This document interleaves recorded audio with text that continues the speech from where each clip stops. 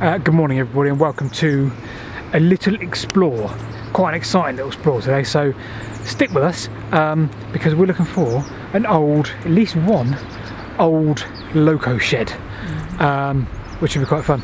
But before we do that, we're going to have a quick look up this embankment. Okay, are we done looking? Yeah, we looked. What's next?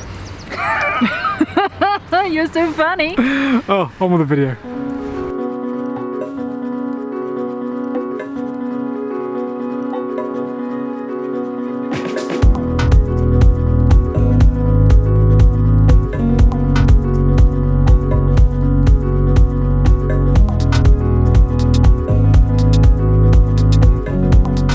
First stop of the day is here. So we're on the Banvury and Cheltenham direct railway. So we are going to cover that as an every district station one day, but not today. Today we're looking for, as I said, the Loco shed, but we thought we'd stop right here because this is Milton Holt. Right. And just down that way there, about a kilometre, is what we think, and it's not really listed anywhere, but an old Loco shed. So that's what we're in a search for today, but we thought it'd be stupid not to come and do and tick off Milton Holt, which is right here. There's a pathway just down there which goes down to where the old road was. The station was, the Holt was right here behind us. So this is a tick for Milton Holt. Let's get on with the main event of the day, which is the big Loco shed. Let's do it.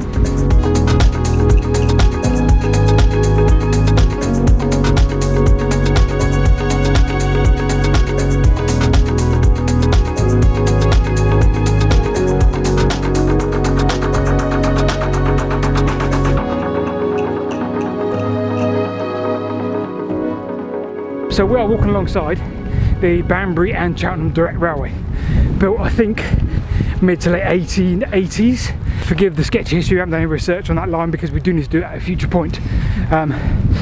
So we were tipped off about an old engine shed, and we thought, well, we're going to take a look because we've got a couple of free hours this morning, and then we started researching about the whole quarries around here. So ironstone was obviously rife in this area. They've been using it since the mid 1700s to build the houses and churches and things like that, and it wasn't until more recent times when they realised its iron ore qualities and how that could be used in the iron and steel industries, especially in South Wales. So all of a sudden these quarries kept on propping up in the early 1800s, and as a result this railway, the Banvury to Cheltenham Railway, was diverted on its original course to take in consideration some of these quarries, and the fact that it could obviously be used to get a lot of the raw material here down to South Wales. And it's, from what we've seen in the last 5-10 minutes, it's a very beautiful old railway, lots of architecture still in place. So our job today is just to try and explore just a little stretch of that line and see what we can find.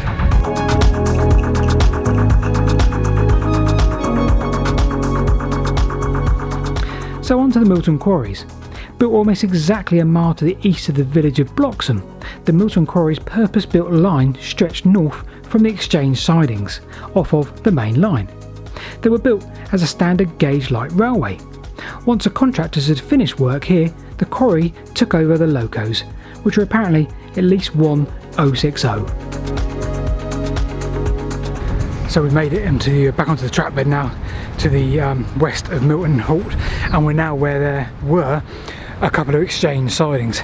So that way down there is back on towards Banvury on the main line, and to our left here, to the north around that curve, went Milton Quarry, Milton Ironstone Quarry, up there directly north for probably about a kilometre, and there was a straight line north-south quarry, and behind us, behind you and the camera, is quite a treat. We can kind of see it through the trees now. Let's go and have an explore. I reckon this looks really good. The tip-off worked. Thank you, Mr. Tip-off.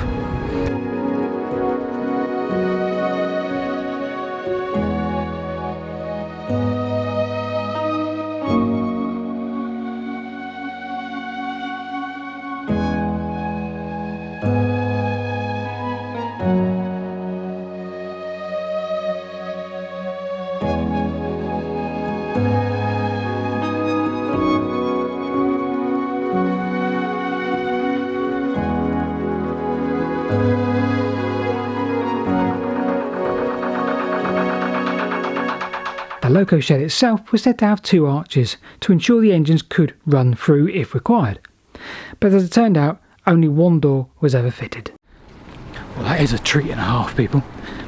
We're probably, I don't know, 20 feet off of the, no, 20 metres off of the track bed. And I'm aware that did go off at a slight angle, but look at that. That's just utterly stunning, isn't it? We're not going in this end, certainly.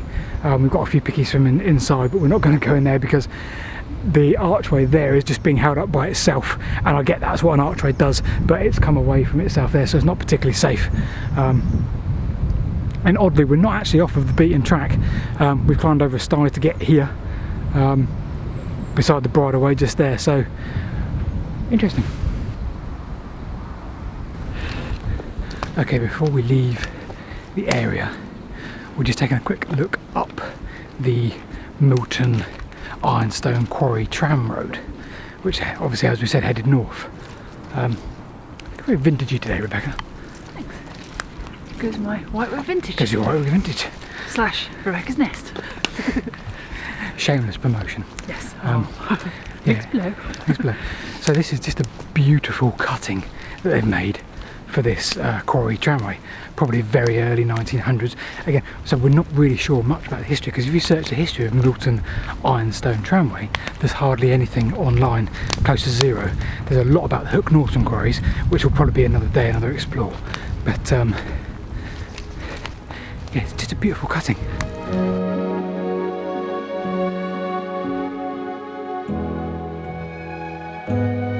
Right, thanks for watching, people.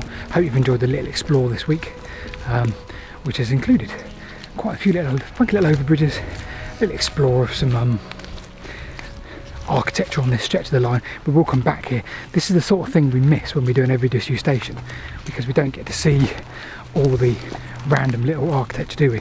We'd have never found that engine shed had we done an every disused station on this line, because we'd be flying along it. Yeah, we'd never have got that far. Yeah, so hopefully you have enjoyed this slightly different style of video this week. And we'll see you next time.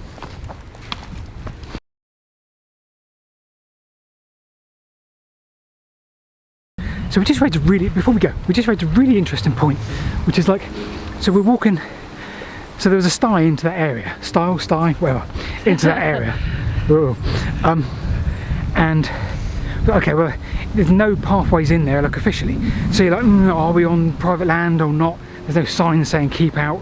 And we're kind of treading carefully, treading lightly, aren't we? Yeah. And then we go up that bit of a tramway curve, beautiful, loads of footprints on the floor, so we're thinking, well, And horse hooves, everything, so it's not, can't be too bad. But we, being a bit, should we be here? And then, yeah, then we just meet a dog walker randomly, and it kind of shows that, you don't know where you can and can't go properly, can you? Nope. Because there's people all over that area there.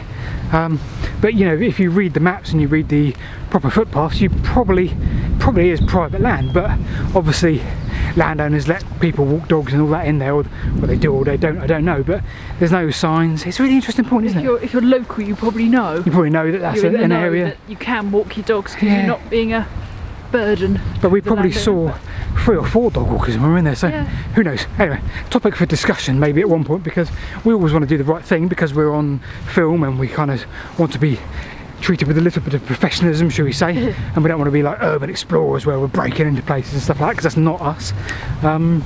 But yeah, that's kind of an interesting point, isn't it, really? Yeah. Right, enough of me waffling. Yep. Laters.